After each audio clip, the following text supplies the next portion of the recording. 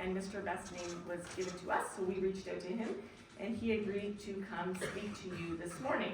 So we're going to run a little over into period 1 because we've taken a little bit longer this morning than we typically would. I'm going to pass the mic over to him, or if he has a teacher voice, he can use his teacher voice, whatever he prefers. Thank you very much. You're welcome. All right, get this going. Good morning, everybody. Hope everybody's excited to be in school. I'm sure you all are. I thought about making a series of TikTok videos, but sorry, you just get a boring PowerPoint presentation.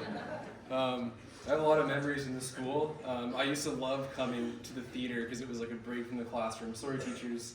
And I also have a lot of memories in the office, which maybe I'll get into a little bit. So I'm gonna talk a little bit about who I am now and where I am now, and then I'm actually gonna do it backwards and then tell you where I was, and then kind of connect everything at the end, and hopefully leave you with some inspiration for yourself. Hopefully this will stick with you for a lifetime. So, my name is Jordan Best. I'm a musician. I play in a band called Before the Dinosaurs. I'm an online weight loss and life coach. I help people lose weight and transform their life by changing what's going on internally, most importantly their mind, which I'll get into. And I'm an author. I've written a number of articles for various magazines and online publishings and my own book. And I'm also a podcaster, and I make YouTube videos and TikToks and stuff, just all about helping people transform their life, and sometimes they get pretty funny too.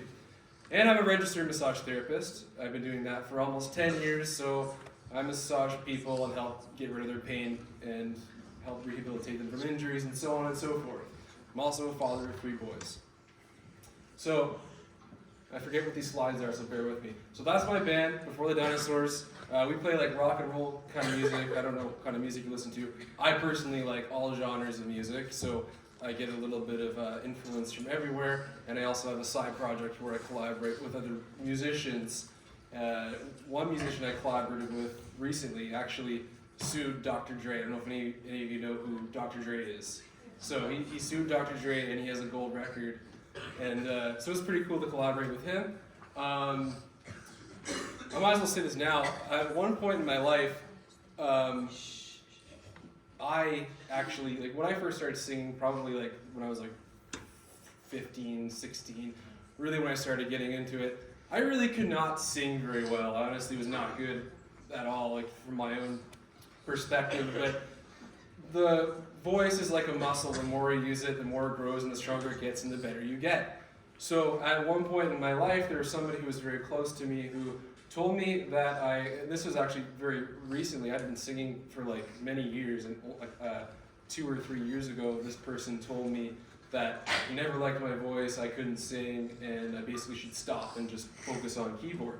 Well, you know, if I had listened to that, I never would be where I am now, because I've had a lot of success with this band just in less than a year. You know, we've been featured on radio stations across Canada, CBC, we just got one of our songs on Sirius XM radio. So if I had believed the lies that he told me, I never would have done that. So if anybody ever tells you that you can't sing or dance or play sports or do art or, you know, follow any sort of passion that you have, don't listen to them, because you're just going to limit yourself. Someday you can achieve a lot of success if you really just truly believe in what you want to do. So, and I'm just getting started with this. Well, that's me, it's my band, I was playing. Me, and, oh yeah, so this wasn't always me, like the person I just told you about and who I am now. This was not me at all. I went through quite the journey, and this next picture kind of shows you that. So I was almost 300 pounds at one point, with my heaviest being 285 pounds. And what you're seeing there is just like a reflection of what was going on inside my mind and how I felt about myself and what I thought about myself and what I believed about myself and what I could accomplish. I was limiting myself from being the best version of myself. I was not allowing myself to step into that.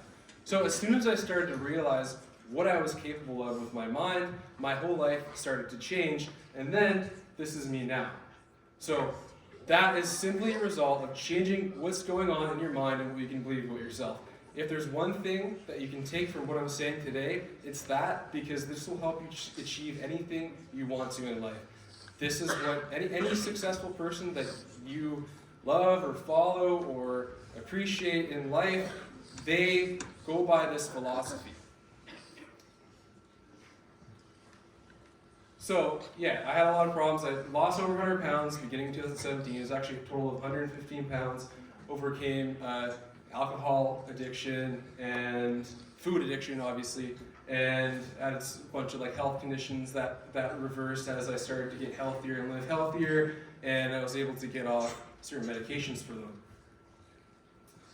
So let's go to the beginning of my life, back to where I was here in this school. Just growing up, like I said, I was in the office quite a bit. I was a troublemaker, the class clown, getting in trouble in class and stuff. And I spent lots of time in the office, and I'm just, even with the kids and stuff, like kids weren't always nice to me. Some were, some weren't, and they didn't really see me for who I was. They kind of just saw me for what I did. And I was just a kid. I didn't really know what I was doing. Like I was just kind of trying to be myself. So it kind of caused some trouble in my life, and it's what helped. It's what kind of fueled the beliefs I had about myself, which led to the person you saw in that first picture, who was almost 300 pounds. The beliefs I created for myself, which I internalized the way the external world was reacting towards me, and because I believed those lies, I sort of became that.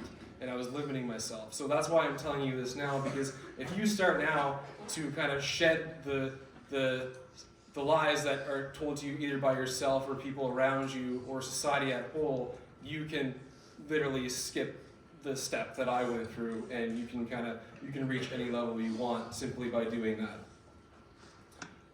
That was me at McDonald's. I wasn't working at McDonald's in middle school, but I just thought I'd throw that in there because it's kind of a funny picture. But while I was in middle school, I think one of the questions they asked me in the email was just kind of what my memories were and stuff. I played football. I played for the Riverview Lions, and we won 2 provincial championships. Did any of you play football on here?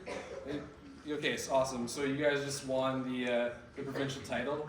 So yeah, the last team to win it was actually mine two times in a row. So I thought that was kind of cool because my stepbrother actually plays on that team this year, and my little cousin. So yeah, and then I was super into video games. I would game all the time, and back then, that was back when we still had corded phones, and I would talk on the corded phone to my friends. It was crazy. And and then, and I think they asked who my inspiration was, and honestly it was my mom. Cliche, my mom helped me a lot. My uncles are, they were big football player jocks, so they kind of helped push me forward and helped me. I went to the gym for the first time with them, and he helped me kind of get better at football and stuff, and kind of step into that best version of myself. If only I had listened to all the advice he gave me back then, life would have been easier. So I actually, at one point, I became like a semi-professional gamer, and that's me at MLG Toronto. And this was in 2008, it's right after middle school. But it was kind of funny. I spent way too much time playing video games, and I was very sweaty. I think now there's no MLG, it's just like esports. And this is anyway, so I went on through life, and I still was a little bit sweaty, as you can see by the armpit stain right there. I always throw that in my presentations because it's pretty funny. But that was me when I graduated massage school back in, I don't even remember, 2013 is when I graduated massage therapy college. So at that point in my life, I still had a lot of the problems I was talking about. This was before I made the big life transformation. I only made the transformation 5 years ago in 2017. So, go on forward there. Oh, and then I graduated high school, and so on and so forth. So there's a couple things I wanted to say before I go to the next slides.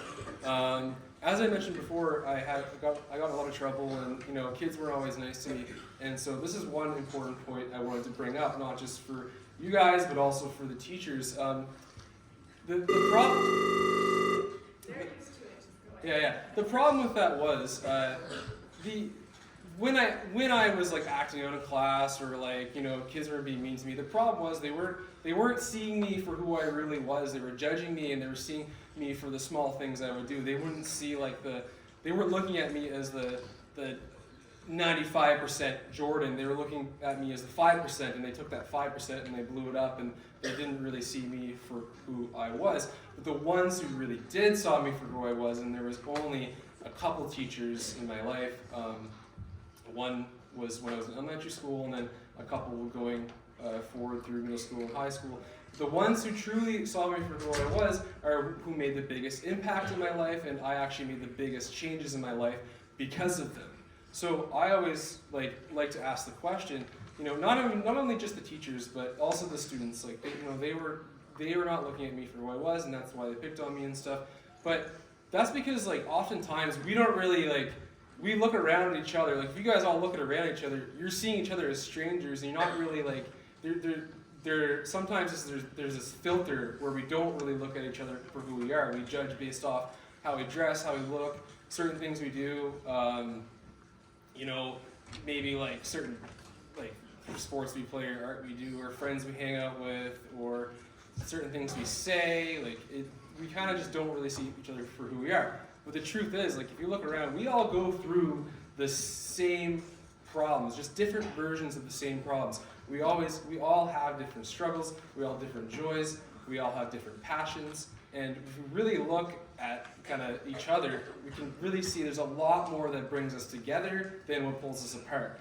So if the students and the teachers saw me for who I was, I always wonder, what if they did that? What if every teacher, every student really not just saw me for who I was, but saw each other for who they were? What big of an impact would that have made? I bet you I would have either not gained the weight or I would have lost it way sooner, because I wouldn't have, these beliefs that I was telling myself based off how people were acting towards me. I would not have believed them, because people would be trying to uplift me rather than push me down. And that's what we should all be doing, is uplifting each other and help bring out the best within you. I believe that each and every one of us lies infinite potential, and we can really achieve anything we set our mind to. But we have to bring that out within ourselves, and we have to bring that out within each other. We're all in this, sharing this world together, so we might as well make it a better place by bringing that out in each other, showing each other our strengths, uplifting us, and then helping each other through our weaknesses in a kind and compassionate way, and choosing compassion over judgment. So hopefully you're taking notes, because if you literally follow this stuff, you can do anything you set your mind to, as I said before. So as I'm going to finish this up, so if you want to do anything in your life, whether you want to play professional sports, be an accomplished musician, go on to become a doctor, or just have a happy family, or whatever you want to do in life, there's 3 important things in order to do that. And the first one is to know the value in yourself, know what you're worth, know that you are loved by people around you, even if sometimes it doesn't seem that way, and I know it's kind of cheesy and cliche, but it's true. And so really just kind of see yourself for how you really are, because any negative self-talk or anything negative anybody says to you, it's all lies. At our core, we are the ultimate best version of ourselves. We just have to step into that, and we can step into that right now. And number 2 is know the power of your mind. So everything in your life is based off what goes on in your head. Your whole reason why you guys are sitting here is because you had a bunch of thoughts that led you to sit in this chair. And as soon as you realize the power of your mind, you can start to make really big changes in your life, because that's exactly what I did for myself, and that's what a lot of other people do too. So it's no joke. Just know the power of your mind and really understand that you are in control of your own thoughts and in control of your own emotions, even if sometimes it doesn't seem that way, even if sometimes it's hard. If you continually remind yourself of this, you can really make some awesome things happen in your life, just like I did myself. And just understand that your goals and dreams are within reach. I only began to start making changes in my life and lose that weight that you saw when I saw that it was within reach. The reason why I wasn't doing all of that before is because I thought it was too hard and I thought it was impossible for it to happen. I really thought that it was impossible. So I only started to do the things I needed to do to get there when I saw that it was possible. Because if we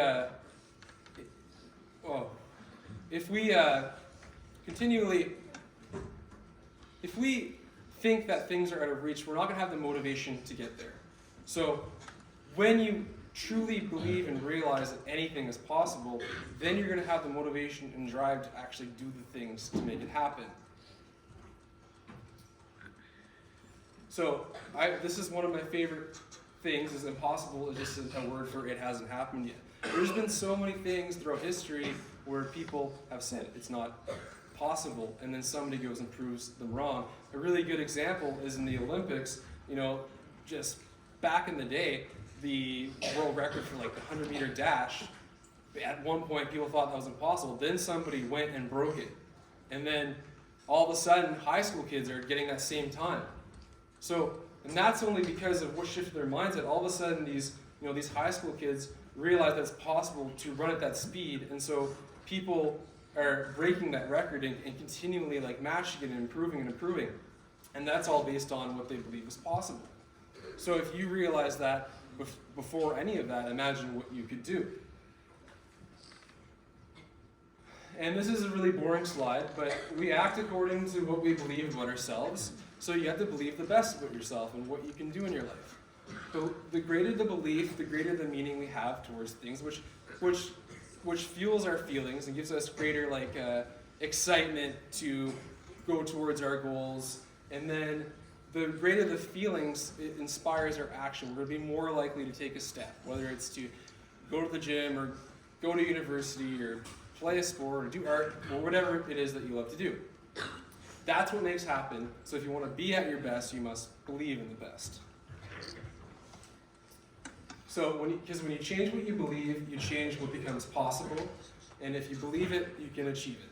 So this is kind of the main point of my whole presentation today. So if there's one note I want you to take, it's just realize that your mind creates your life, and you can do anything you set your mind to. You just have to love yourself and believe in yourself, bring out the best in yourself, and bring out the best in others. So every day you're making an impact on every single person you meet. Sometimes a little hello to somebody, to a stranger can light up their day. Like if we're at the cash at the grocery store, rather than ignoring the person who's scanning your groceries, even if you just say, hey, hi, how's your day going today? Sometimes that can be enough to make a big impact and make them feel valued, make them feel like somebody cares enough to ask them how their day is. And it's literally that simple. We don't have to have a crazy long conversation or do a presentation like this to make people feel valued. You can do that simply by acknowledging each other's existence. So as I mentioned before, that involves choosing compassion over judgment. So when we see somebody who lives a different life than us, looks differently, does all these different things, when we choose to kind of let go of that filter and see them for who they really are, that's when we'll have compassion. And that's not just going to help them, but that's going to help you. That's what's going to help you accomplish your goals and be the best version of yourself. So you can set your limits to fail, or you can set your limits to succeed. So that's one of my favorite quotes, because we literally create our own limitations in our lives. As I said to you before, when I was almost 300 pounds, that was a result of the limitations I set for myself. And the moment I went beyond those limitations, I was able to lose the weight, and now, here I have my music on the radio, and I'm working with some really good producers. Our mastering engineer is a Grammy Award winner. That all only began when I started to step away from those limitations and realize that anything is possible. And one thing I like to say is, if it sucks, do it anyway. Because often in life we avoid the hard things because we believe that it's easier. It's the easier way out. It's easier to to watch Netflix or TikTok videos or play video games than it is to go out and follow our dreams. We think it's easier, whether we want to become fit, whether we want to start an art business or play a sport or whatever it may be. Oftentimes we avoid the hard things because we think it's easier. So one of the things I had to do was develop discipline and willpower.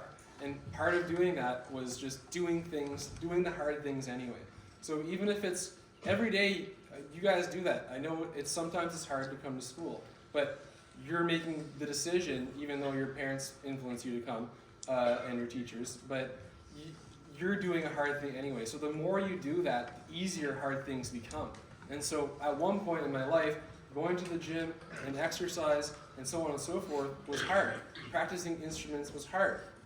But I realized that if I would do that anyway and just be okay with the discomfort, then eventually it became easy.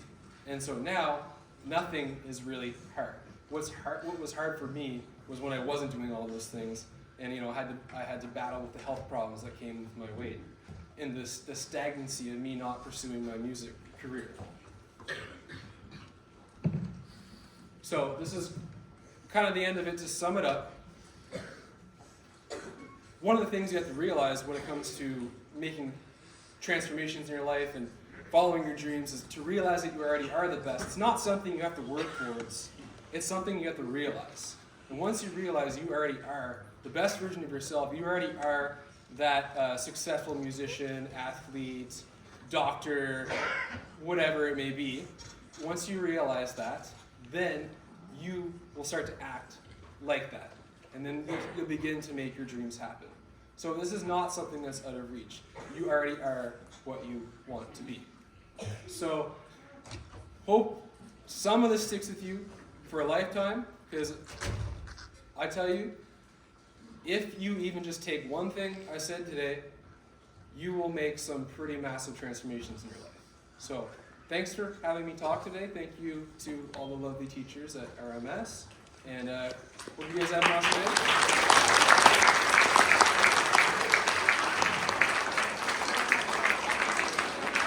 So Jordan, they're going to have an opportunity. We have an opportunity for 5 questions. So who has a relevant question about Jordan's time here, about what he's doing with his music, about his job as a registered massage therapist? Who has a relevant question? And I'm just going to remind everyone of what it looks like to be sitting quietly, respectfully, showing pride, and being successful.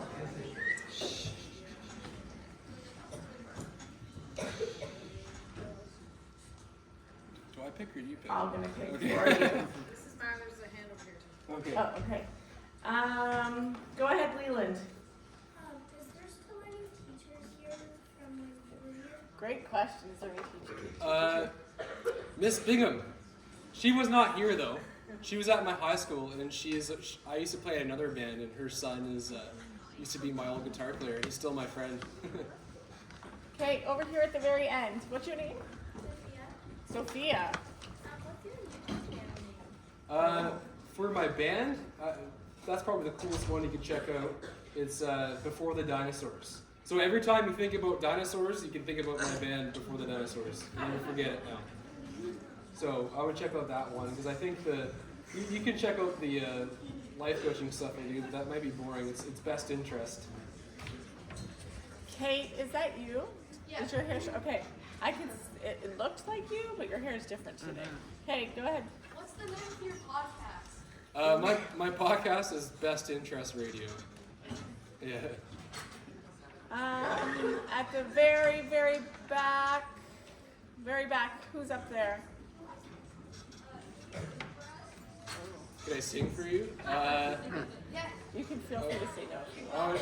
I don't know. I would need an instrument and stuff. I didn't bring one. If I had known, I would. Another time. We'll invite him back another time for that. Yeah. And then finally, Hendrix. Who's your favorite teacher? My favorite teacher? While I was here? Well, since she's here, I have to say Miss Bingham. She's the only teacher that was here while I was here. Miss Jardine probably was. Mr. Stokes is in the building Oh, really? somewhere. I'm not sure about I'm not Mr. sure. What Perry. year were you here? Like roughly? Oh, I was here, I think it must have been 2003 or 2006 or something. Okay, I would have been here. Okay. Miss Horseman, maybe.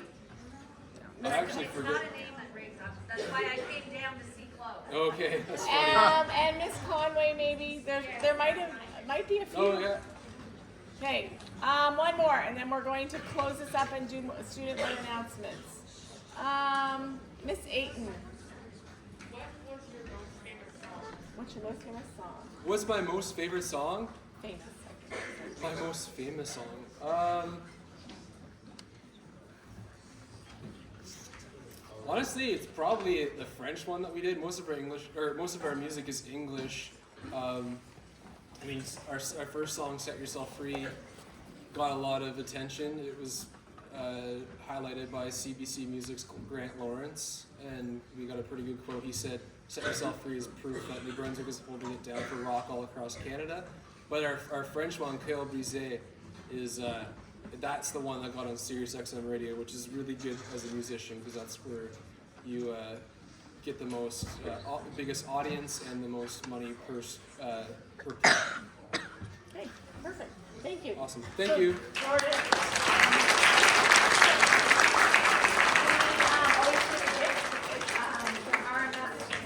Awesome. So thank you for coming in. Thank you very much. Up to you if you want to stay for our student-led announcement, or if you want to head on out. I do want a picture with you with someone special in the audience. Oh, sure. Sounds good. So, Miss Kenny, could you, if Jordan is heading out, can you take a picture with Mr. Best and a special guest in the audience?